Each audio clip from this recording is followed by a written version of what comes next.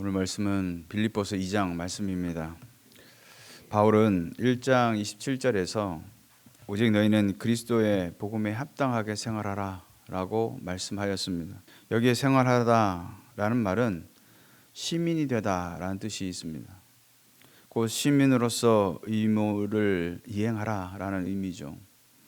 당시 헬라적 개념에서는 시민은 자신의 이익을 위해 고립된 생활을 하는 자가 아니라 공동체 이익을 위해서 자신의 능력을 극대화하는 시민 정신을 가진 자를 가리키는 것입니다. 시민으로 산다는 것은 무엇을 말하겠습니까? 특권과 권리를 누릴 뿐만 아니라 의무와 책임을 이행하면서 산다는 것을 의미하는 것이죠. 따라서 복음에 합당하게 생활하라는 것은 하나님 나라의 선한 시민으로서 복음을 믿는 사람답게 행동하라는 그런 의미인 것이죠. 당시 빌립보 사람들이 로마의 시민으로서 로마의 시민권을 갖고 있는 사람들이었지만 이것을 자랑하지 말고 그리스도인으로서 하늘의 시민권이 있음을 기억하면서 하나님 나라의 시민답게 생활하라고 그렇게 말씀하고 있는 것이죠. 이러한 삶은 어그러지고 거스러지는 이 세대 가운데서 하나님이 흠없는 자녀로 이 세상 가운데 빛으로 나타내는 삶을 가리키는 것입니다. 그렇다면 복음에 합당한 삶이란 구체적으로 어떤 삶인가? 먼저는 복음의 진리를 믿음으로 행하는 생활을 말하는 것입니다. 동물은 본능으로 살고 사람은 이성으로 살아가죠. 그렇다면 신앙인은 무엇으로 살아가겠습니까? 믿음으로 살아가는 줄로 믿습니다. 믿음으로 산다는 것은 그리스도의 언약과 가르침 속에 사는 것을 말하는 것입니다. 내가 가진 지식이나 이성이나 경험이 아니라 주신 말씀을 붙잡고 사는 것, 그것이 바로 복음에 합당한 생활이다라는 것입니다. 또한 늘 소망 중에 사는 생활을 가리키는 것이죠. 어떤 처지에서 또 어떤 상황 속에서도 소망을 품고 사는 것이 바로 복음에 합당한 생활이다라는 것입니다. 우리에게 가장 큰 소망이 무엇이겠습니까? 바로 영생의 소망인 줄로 믿습니다. 복음은 그 어떤 것보다도 가장 귀한 소망인 이 영생의 소망을 우리에게 주셨다는 것이죠. 그러므로 바울은 로마서 8장 32절에서 이렇게 말씀합니다. 자기 아들을 아끼지 아니하시고 우리의 모든 사람을 위하여 내주신 이가 어찌 그 아들과 함께 모든 것을 우리에게 주시지 아니하겠느냐라고 했습니다. 우리에게 무엇보다 생명을 주신 주님께서 그 외에 다른 것, 그 모든 것을 아낌없이 주시지 않겠냐고 말씀하고 있는 것이죠. 또한 사랑으로 행하는 생활인 것입니다. 복음을 믿고 사는 성도라면 매사에 그리스도의 사랑으로 생활해야 할 것입니다.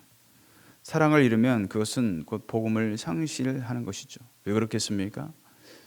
바로 복음 그 자체가 바로 어떻게 보면 사랑이기 때문에 그렇습니다. 그리스도가 자신의 생명을 내어놓으시면서 우리에게 그 놀라운 사랑을 보여주신 것처럼 이제는 우리가 그 사랑을 다른 사람에게 실천해야 한다라는 것이죠. 오늘 본문 2장에서도 좀 더 구체적으로 어떻게 사는 것이 복음에 합당한 생활인지를 말씀하고 있는 것입니다. 교회 안에서 무슨 권면이나 사랑의 무슨 위로나 또 무슨 성령의 교제나 긍휼이나 자비가 있을 때에 가장 가져야 할 중요한 원칙 같은 것이 있는데 그것이 무엇이냐라는 것이죠. 그 첫 번째는 바로 뜻을 합하여 한 마음을 품으라고 말씀하고 있습니다. 2절에 보면 마음을 같이 하여라고 했는데 원문을 직역하면 같은 것을 생각하다라는 뜻입니다. 이 말은 지적인 것만이 아니라 감정의 의지가 하나 되어 같은 사랑을 가지라는 것이죠. 왜냐하면 의외로 마음과 행동이 따로 놀 때가 많기 때문에 그렇습니다. 마음은 도무지 받아들이지 못하면서 겉으로는 아닌 척 또 체면 때문에 형식적으로 응대할 때가 얼마나 많이 있습니까? 먼저 내 자신의 지정의부터 하나가 될 필요가 있다는 것이죠. 마음이 진실하기 원하면 행동 역시 진실하게 행해야 하는 것입니다. 이러한 마음을 가지고 뜻을 합해야 할 것을 말씀하시는 것이죠. 뜻을 합하다라는 이 말에는 호흡이란 의미가 들어있습니다.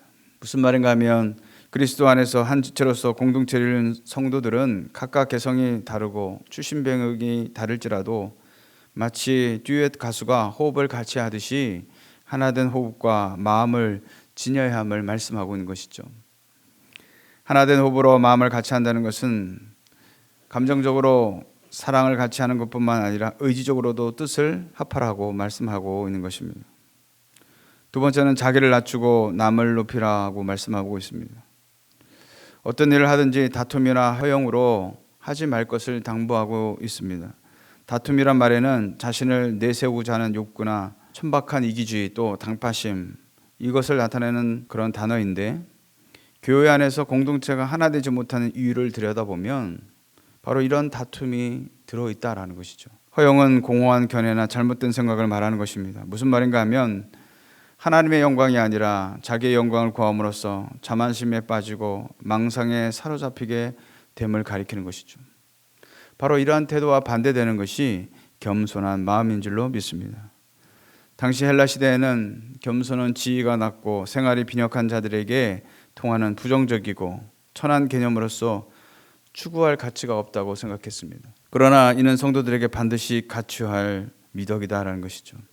왜냐하면 하나님은 겸손한 자를 찾으시고 구원하시며 비천한 자들의 기도에 귀를 기울이시고 은혜를 베푸시기 때문에 그렇다라는 것입니다. 그리고 세 번째로 자기 일을 돌아볼 뿐만 아니라 서로를 돌아보라고 말씀하고 있습니다. 자기가 맡고 있는 일을 할 때에 세심하게 살피듯이 다른 사람들의 일도 세심한 관심을 가지고 주의 깊게 살피라라는 것이죠. 이처럼 다른 사람의 일을 마치 자기 일처럼 돌아보는 것은 바로 이 겸손의 능동적인 표현이라고 할 수가 있습니다. 본문을 공동 번역으로 보면 저마다 제 실속만 차리지 말고 라고 번역하고 있는 것이죠. NIV 영어 성경에서는 이렇게 번역합니다. 너희들 각자는 너희 자신의 이익에만 주의를 기울이지 말고 라고 번역하고 있습니다. 무슨 말이겠습니까? 자신의 일에만 관심을 가지고 살아가기 쉬운 사람들에게 다른 사람의 일에도 관심을 기울이라고 권고하고 있는 것이죠. 바로 이런 마음이 예수 그리스도의 마음이다 라는 것입니다. 사랑하는 성도 여러분, 그러므로 오늘 하루를 살아갔을 때 우리가 먼저 예수의 생명과 사랑으로 충만해져서 교회 공동체 안에서 또 우리 만나는 사람들에게 복음에 합당한 삶을 실천함으로 우리의 모습을 통해서 그들이 예수 그리스도의 복음을 받아들이고 또 주님을 만나는 역사가 오늘 하루의 삶 가운데도 일어나게 되시기를 주님의 이름으로 축원드리겠습니다.